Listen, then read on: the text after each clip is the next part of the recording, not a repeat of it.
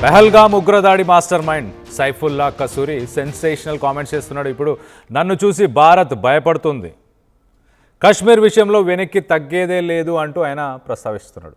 ఇటు పెహల్గామ్ దాడితో నాకు ప్రపంచవ్యాప్త గుర్తింపు వచ్చింది, అలాగే ఆపరేషన్ సింధూర్కి లొంగిపోతాం అనుకున్నారా? ఆపరేషన్ సింధూర్లో మీరు కేవలం కొన్ని ప్లేసెస్, కొన్ని ఉగ్రవాద స్థావరాలు మాత్రమే టార్గెట్ చేశారు, కొన్ని టెర్రరిస్ట్ ఆర్గనైజేషన్స్నే టార్గెట్ చేశారు. కానీ వాటిని లక్ష్యంగా చేసుకోవడం వల్ల భారత్ చేసింది పొరపాటే అంటున్నాడు. మమ్మల్ని ఏం చేయలేకపోయారు, మా లీడర్షిప్ని ఏం చేయలేకపోయారు, మా మోటివ్ని కూడా ఏం చేయలేకపోయారు అంటూ ఇండియాని ఉద్దేశించి ఆయన మాట్లాడుతున్నాడు. ఇండియాని డైరెక్ట్గానే టార్గెట్ చేసుకుంటూ మా పోరాటం ఇంకా ముగియలేదు, ఇంకా అయిపోలేదు, భారత్పై మా యుద్ధం కొనసాగుతుంది, పెహల్గామ్ 2.0, పెహల్గామ్ దాడి లాంటి మరొక దాడిని మేము ప్లాన్ చేస్తామంటూ వార్నింగ్స్ ఇస్తున్నాడు. పాక్ ఆర్మీ నన్ను స్వయంగా ఆహ్వానిస్తుంది, పాక్ సైనికుల అంత్యక్రియల కోసం నన్ను పిలుస్తూనే ఉంటుంది రెగ్యులర్ బేసిస్లో అని ఆయన చెప్పుకొస్తున్నాడు. సో ఇటు ఉగ్రవాదంపై పోరాడతామని చెబుతూనే పాకిస్తాన్ ముసుగు వేసుకుంది అనడానికి ఇది ఒక క్లియర్ స్టేట్మెంట్. ఉగ్రవాది కసూరి వ్యాఖ్యలు ఒక్కసారిగా ఇటు పాకిస్తాన్ టెర్రరిస్ట్ గ్రూపులకి అలాగే మిలిటరీకి ఉన్న ఆ రిలేషన్షిప్ని చాలా క్లియర్గా బయట పెట్టాయి. కసూరి మాట్లాడిన ఈ మాటలు ఒక్కసారి విందాము. ఒక స్కూల్కి సంబంధించిన ఒక ఫంక్షన్ వెనకాల మనం చూడొచ్చు, స్కూల్కి సంబంధించిన ఒక ఫంక్షన్ అటెండ్ అయ్యి ఆ స్కూల్లో ఆ స్టూడెంట్స్ని ఉద్దేశిస్తూ అక్కడ ఉన్న ప్రజల్ని వాళ్ళందరినీ ఉద్దేశిస్తూ ఇలాంటి కామెంట్స్ చేశాడు. పెహల్గామ్ 2.0 ఉంటుంది, భారత్ మమ్మల్ని ఏం చేయలేకపోయింది అంటూ సెన్సేషనల్ కామెంట్స్ అని చెప్పుకోవచ్చు. ఒకసారి కసూరి ఏం మాట్లాడారో ఒక్కసారి వినే ప్రయత్నం చేద్దాం. आज जिस बहरानी के तीर से हम दो चार हैं कि दुनिया में हमें कोई बर्दाश्त करने पर तैयार नहीं है। एक गजब किस्म का माहौल है, कोई बात करो अपने हक की तो जैसे आप अभी सुन रहे थे, एक हमारे पाक फौज के नौजवान तलवंडी के साथ उनका ताल्लुक है, ड्यूटी के दौरान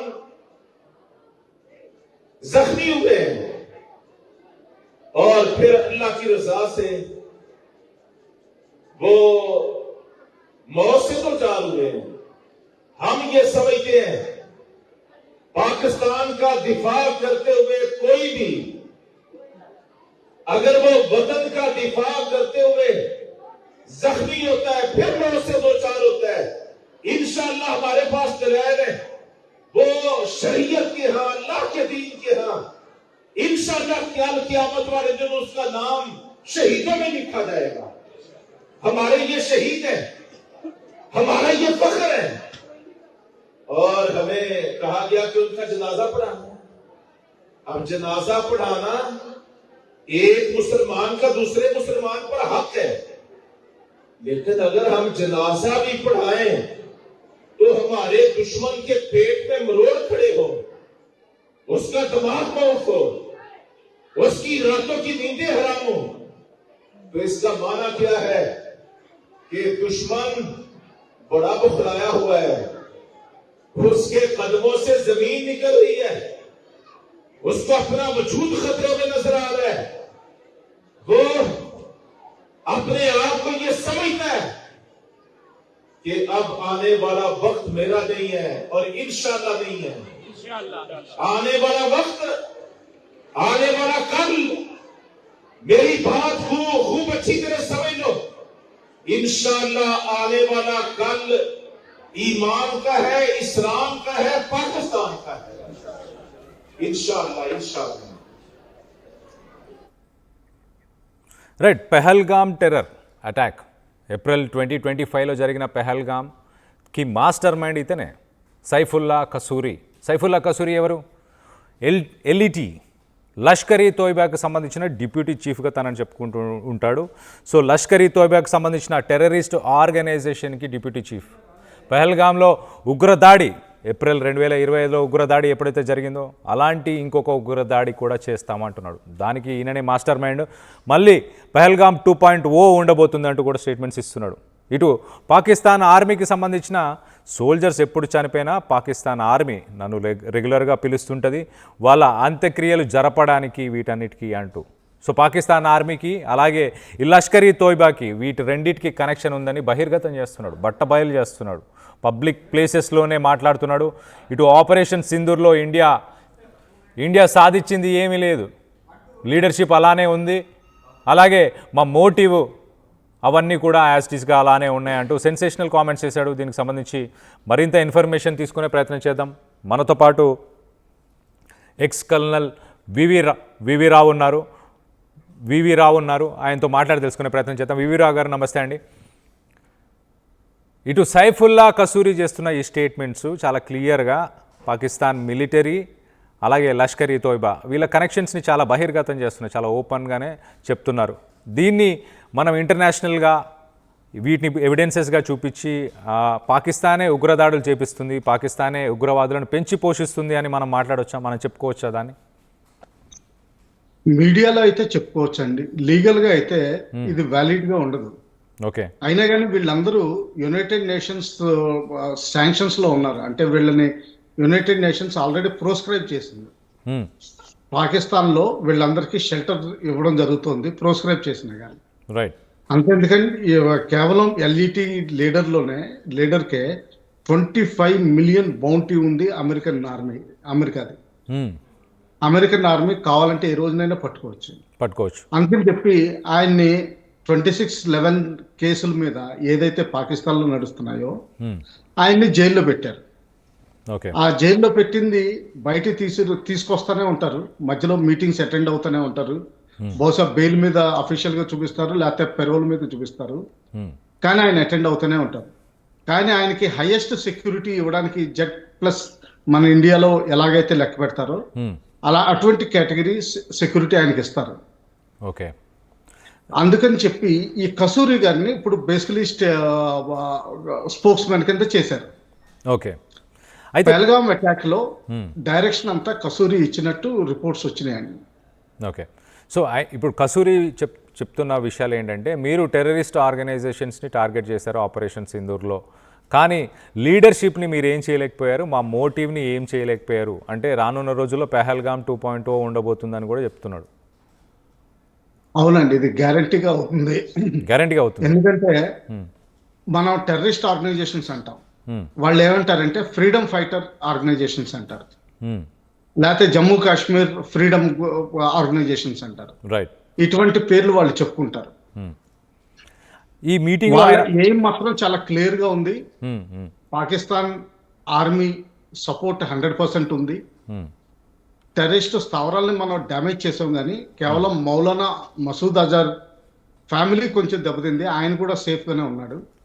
ఎల్ఈటి లీడర్షిప్ చాలా వరకు సేఫ్ గానే ఉంది. అందులో కేవలం బిల్డింగ్స్ కూలిపోవడం జరిగింది, బహుశా కొన్ని క్యాజువాలిటీస్ అయ్యి ఉండొచ్చు, కానీ ఎంతమంది క్యాజువాలిటీస్ అయ్యారనేది బయటకు రాలేదు, ఎందుకంటే పాకిస్తాన్ గవర్నమెంట్ ఎప్పుడూ డిక్లేర్ చేయదు. రైట్. అయితే కానీ ఆయన అన్న మాటల్లో ఒకటి మనం అంతర్యం తెలుసుకోవాలి. రైట్. పాకిస్తాన్ ఆర్మీ వాళ్ళ జవాన్లు ఎప్పుడైనా పోతే అంత్యక్రియలకి పిలుస్తున్నారు అని చెప్పారు. రైట్. అంత్యక్రియలకి పాకిస్తాన్ ఆర్మీ పిలవాల్సిన అవసరం లేదు, వాళ్ళు కూడా మన బ్రిటిష్ ఆర్మీ మోడల్లోనే ప్రతి యూనిట్ లోనూ ఒక మౌల్వీ ఉంటారు. సో ఈయన్ని పిలవాల్సిన అవసరం లేదు. బేసికలీ ఏంటంటే ఆయన చెప్పదలిచేది ఏంటంటే, మేము ఇన్ఫిల్ట్రేట్ చేసి జమ్మూ కాశ్మీర్లో అలజడులు సృష్టిస్తున్నప్పుడు, తిరిగి ఎక్స్ఫిల్ట్రేట్ చేస్తున్నప్పుడు మాతో పాటు ఆర్మీ జవాన్స్ కూడా ఉంటారు. అందులో ఎవరైనా పోతే నేనే వెళ్తాను వాటికి, ఎందుకంటే అక్కడ చనిపోయినప్పుడు ఏమవుతుందంటే అండి, బోర్డర్ ఏరియాస్ లో ఎవరైనా ఇటువంటి వాళ్ళు చనిపోయినప్పుడు ఏం చేస్తారంటే వాళ్ళు టెర్రరిస్ట్ గ్రూప్ కింద డిక్లేర్, అంటే ఎల్ఈటి మెంబర్ కింద డిక్లేర్ చేస్తారు. వాళ్ళు పాకిస్తాన్ ఆర్మీ జవాన్ అని చెప్పరు.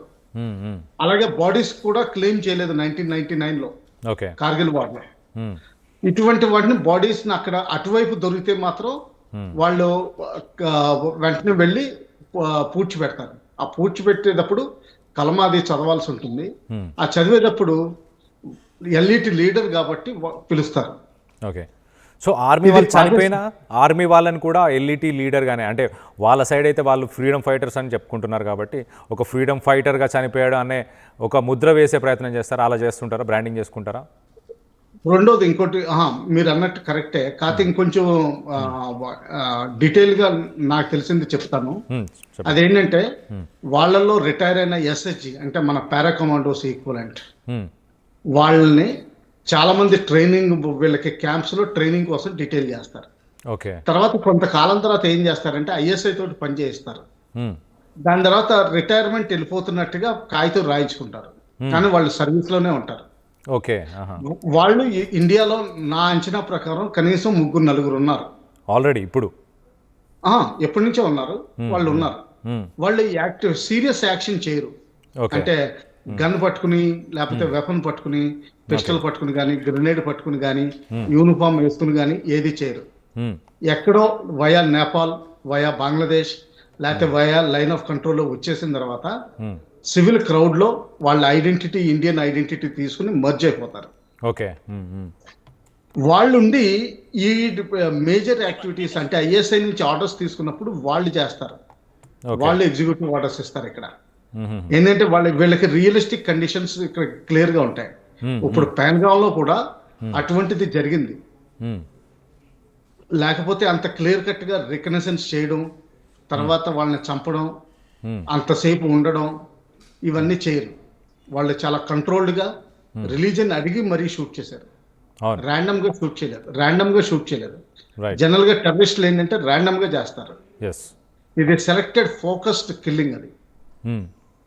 అది ఒక ఎక్స్ ఐఎస్ఐ క్యాడర్ పెన్షన్ వెళ్ళిపోయినట్టు చూపించి కానీ సర్వీస్ లో ఉంటానే ఇక్కడ సివిల్ పంపిస్తారు. ఒకవేళ ఎట్టి పరిస్థితుల్లో ఇతను చనిపోవడం జరిగింది అనుకోండి, వాళ్ళు క్లెయిమ్ కూడా చేయరు, కానీ ఫ్యామిలీకి మాత్రం ఫుల్ బెనిఫిట్స్ ఇస్తారు.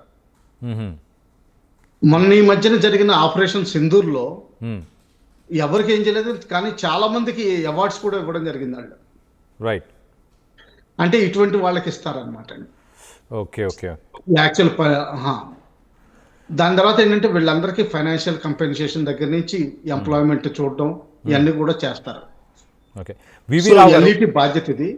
కసూరి ఏంటంటే నేను ఇంకా in any case operation Sindoor లో మౌలానా మసూద్ అజార్ ఫ్యామిలీలో చాలా మంది మెంబర్స్ పోయినప్పుడు అక్కడికి కోర్ కమాండర్స్ సైతం అక్కడికి వెళ్ళి హాజరయ్యారు. అది పబ్లిక్ మీడియాలో టీవీలో ఎయిర్ అయింది, ఫొటోస్ ఉన్నాయి, అన్ని ఉన్నాయి. ఇంకా అంతకంటే మనకి వేరే కసూరి గారు చెప్పాల్సిన అవసరం లేదు. ఒకవేళ ఆయన పబ్లిక్ స్టేట్మెంట్ ఇచ్చినప్పుడు కూడా పాకిస్తాన్ ఆర్మీ దాన్ని ఖండించట్లేదంటే వాళ్ళ ఎంత స్ట్రాటజీ తోటి ఉన్నారో మనం ఆలోచించాలి. ఓకే. అయితే వివి రావు గారు, ఇప్పుడు రెడ్ ఫోర్ట్ దగ్గర జరిగిన ఇన్సిడెంట్ కానీ, ఇటు అల్ఫలా యూనివర్సిటీలో ఒక ఆపరేషన్ని, ఒక మిషన్ని వాళ్ళు అక్కడ ప్లాన్ చేయడం కానీ, ఇదంతా కూడా మీరు అన్నట్టు 3-4 ఐఎస్ఐ నుంచి రిటైర్ అయ్యి వచ్చిన వాళ్ళు బ్యాక్ డ్రాప్లో వాళ్ళ డైరెక్షన్లో నడుస్తుంటాయి ఇవన్నీ. రెడ్ ఫోర్ట్లో జరిగిన ఈ ఇన్సిడెంట్ కానీ ఎగ్జాక్ట్లీ ఆ రెడ్ ఫోర్ట్ లో జరిగిన ఇన్సిడెంట్ చూస్తే దాదాపు మనకు మీడియాలో వచ్చిన రిపోర్ట్స్ ప్రకారం దాదాపు 3 గంటల సేపు రెడ్ ఫోర్ట్ దగ్గరలో ఉన్న మాస్క్ దగ్గర అతను వెయిట్ చేశాడు పార్కింగ్ ఏరియాలో. ఒక మసీద్ కూడా వెళ్ళి ప్రేయర్ చేసినట్టు కూడా ఉంది ఆ రెడ్ ఫోర్ట్ కు వచ్చిన సమయంలో. ప్రేయర్ జనరల్ గా ఎప్పుడు చేస్తారండి, ఏదైనా ఆపరేషన్ లాంచ్ చేసినప్పుడు వీళ్ళు దైవశక్తి కోరుకుంటారు. ఓకే. అందులో డౌట్ ఏం లేదు. మామూలుగా జమ్మూ కాశ్మీర్ లో కూడా చూసాం, ఎప్పుడు ఏంటంటే వాళ్ళు మేజర్ ఆపరేషన్ లాంచ్ చేసేటప్పుడు వీటికి వాళ్ళు నమాజ్ చేస్తారు, అందులో డౌట్ ఏం లేదు.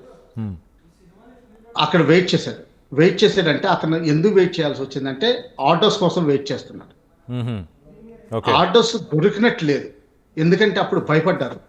పాకిస్తాన్ భయంతో ఉంది, ఎందుకంటే అది లీక్ అయ్యి ఇండియన్ ఆర్మీ అదే Indian arm forces total war declare చేసి, ఎందుకంటే మన ఆపరేషన్ సింధూర్ 1 విరామం ఇచ్చినప్పుడు క్లియర్ గా చెప్పాం నెక్స్ట్ టెర్రరిస్ట్ అటాక్ ఏదైనా జరిగితే అది యుద్ధం, పాకిస్తాన్ యుద్ధం చేసినట్టే అని. సో ఆ విధంగానే చర్యలు తీసుకుంటామని అందుకని భయపడ్డారు. ఓకే. అది ఎస్పెషల్లీ ఢిల్లీ రెడ్ ఫోర్ట్ లేకపోతే ఢిల్లీ ఆర్ఎస్ఎస్ హెడ్ క్వార్టర్స్ ఇటువంటివి అయితే దాని పరిశ్రమ చాలా తీవ్రంగా ఉంటాయని వాళ్ళకి తెలుసు. ఓకే. అయితే ఈ డాక్టర్ ఎప్పటి నుంచో ఉన్న సెల్ఫ్ డైరెక్టివ్ లో అతను ఎక్స్ప్లోర్ చేసినట్టు నేను భావిస్తున్నాను. ఎన్ఐఏకి క్లియర్ గా తెలిసి ఉంటుంది, ఇప్పుడు కోర్టు కేసు ఫైల్ లైన్ చేసినట్టున్నారు. ఈ ఆల్ఫరాన్ యూనివర్సిటీలో ఎవరైతే హ్యాండ్లర్ ఉన్నారో ఆ హ్యాండ్లర్ పేరు ఇంకా తెలియలేదు, ఎందుకంటే వాళ్ళు కట్ ఆఫ్ పెట్టుకుంటారు. ఓకే. డెడ్ అంటే వాళ్ళు ఎలా ప్రవర్తిస్తారంటే ఎవరు బ్యాక్గ్రౌండ్ మనిషి ఎవరన్నది ఎవరికి తెలియదు. ఇన్ఫర్మేషన్ తెలియకుండా. అసలైన తొలి వెలుగు. ఫాలో వాట్సాప్ @తొలి వెలుగు official.